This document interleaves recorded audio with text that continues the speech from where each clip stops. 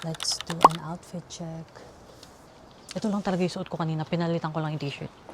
Nasa gitna ba tayo? Hi ma'am, where's your outfit from? Pull and Bear. Okay, from top to Hair. Hindi hair. Pull and Bear sweater. Sweater. Knitted sweater. And then pants Pull and Bear as well. Sabay ko sila binili. Okay. Babangga na tayo ng ano. Huwag ka tumawid. Pwede naman umatras. Ayun na. Ay, hindi. Oh my God. Akala namin guys, sila na yon. Ano, shoes from Nike. Bolero pala tawag dito. What? Ang tawag ko dito, Y2K. Actually guys, Vomero yun.